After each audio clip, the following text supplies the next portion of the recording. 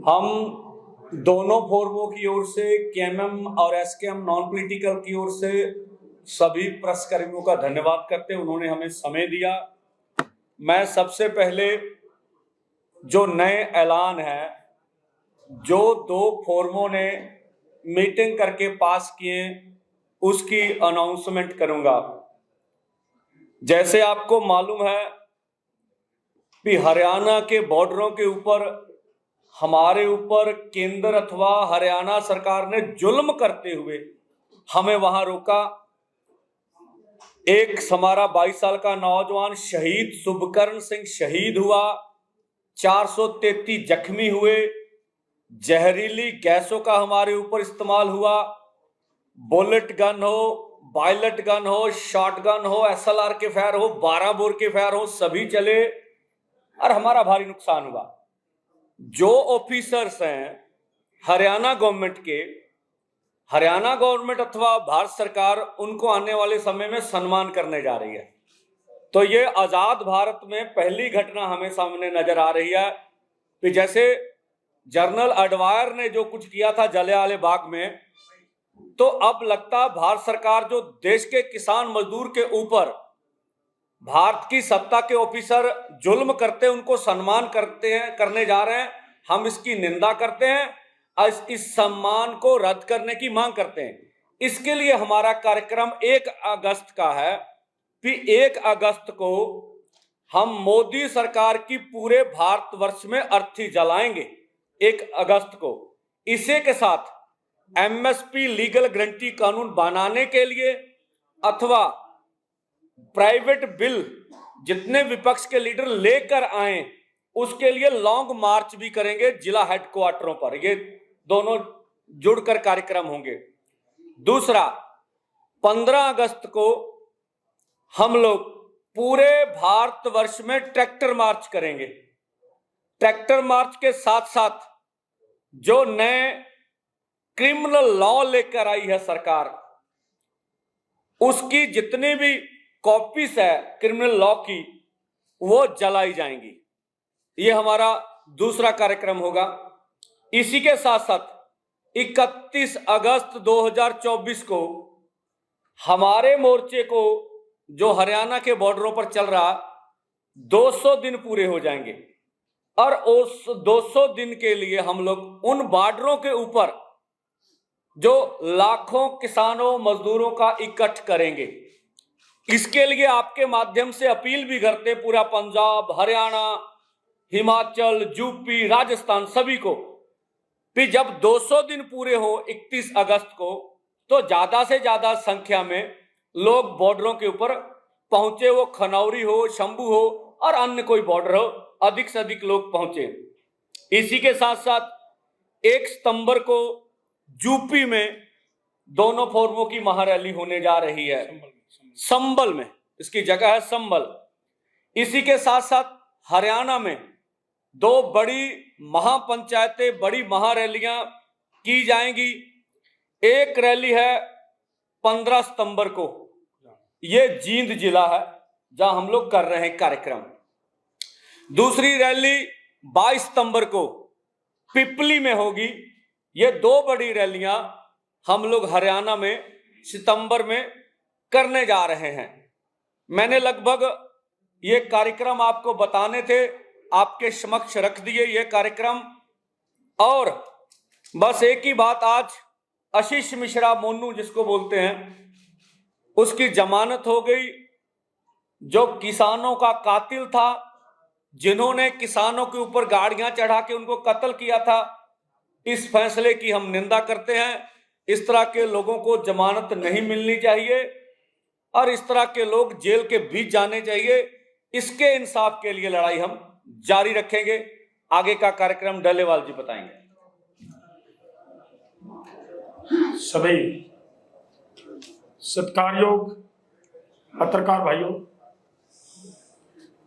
आज की press conference का जो मेन वजह, आज यहाँ पे हम क्यों इकट्ठे हुए, कॉन्स्टिट्यूशन क्लब में ये प्रोग्राम जो हुआ वो क्या था,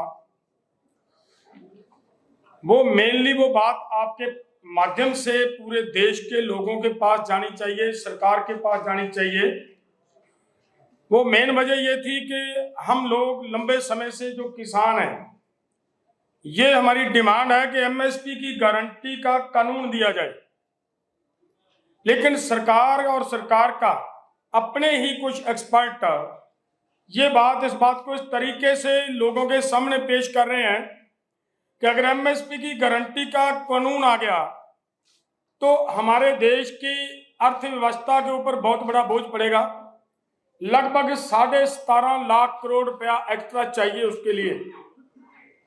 इसको एक्सपोज करने के लिए हमारे साथ आज यहाँ पे 3 एक्सपर्ट आए थे, अर्थशास्त्री आए थे, जिनमें प्रकाश कामारेड्डी जी कर्नाटका से, देवेंद्र शर्मा जी पंजाब से और सोमपाल शास्त्री जी, जिन्होंने इस सरकारों के अंदर रहकर बहुत कुछ देखा, बहुत कुछ जाना।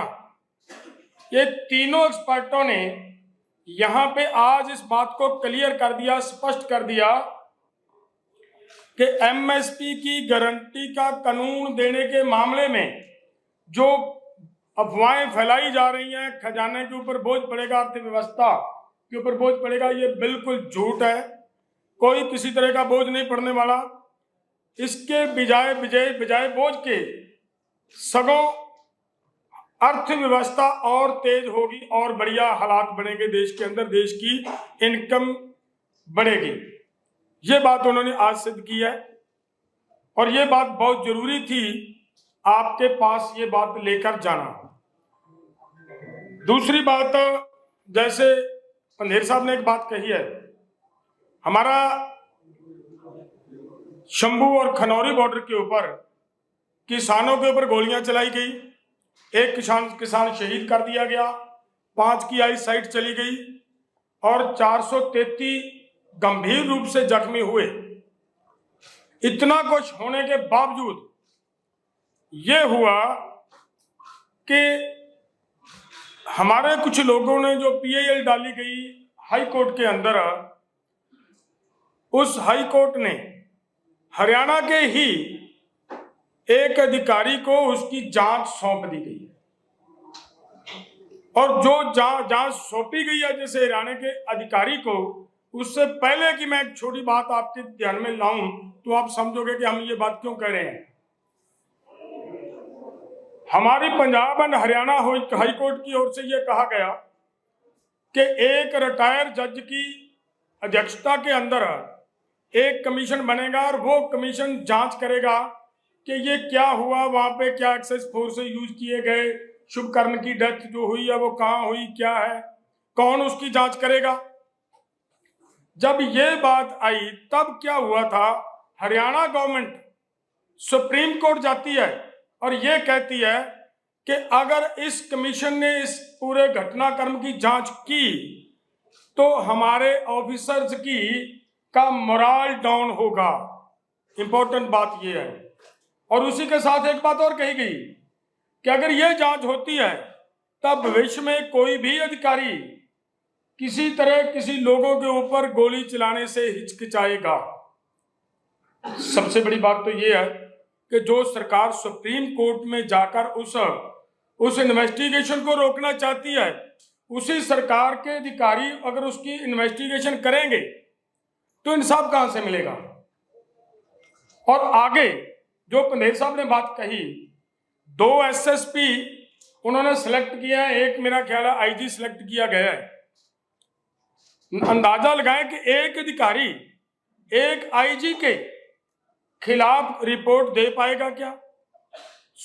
हमारी ये है कि हर हाल में हमारी मानयोग हाई कोर्ट इस बात के ऊपर संज्ञान ले कि किसी तरह का भी हरियाणा के अधिकारियों से अगर इंसाफ होगा तो वो इंसाफ नहीं मिल पाएगा लोगों को, और लोग वहां पे जाकर अपना इतराज, अपनी अगवाही, अपनी विटनेस भी नहीं दे पाएंगे, जो मुझे लग रहा है।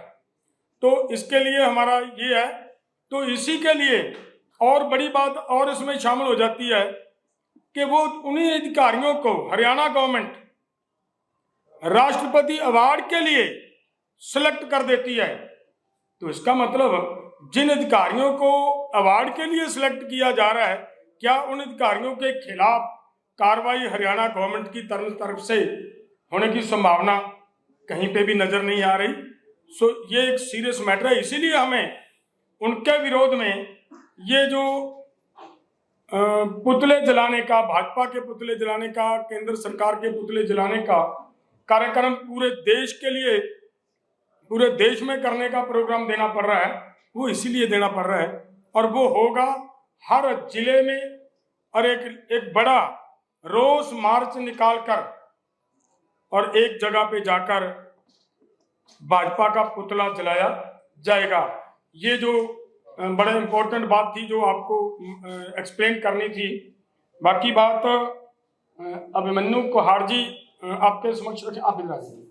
साथियों, बहुत लंबे समय से एक सवाल है मीडिया के साथियों का भी कि यदि बॉर्डर खुलते हैं तो किसान क्या करेंगे। एक बात हम स्पष्ट करना चाहते हैं कि जिस तरीके से पंजाब हरियाणा हाईकोर्ट का फैसला आया था कि 7 दिनों के अंदर हरियाणा सरकार बॉर्डर खोले, क्योंकि हरियाणा सरकार ने अवैध तरीके से बॉर्डर बंद कर रखे हैं, उससे किसानों को भी दिक्कतें आ रही हैं, आंदोलनकारियों को भी दिक्कत आ रही है, व्यापारियों को भी दिक्कत आ रही है।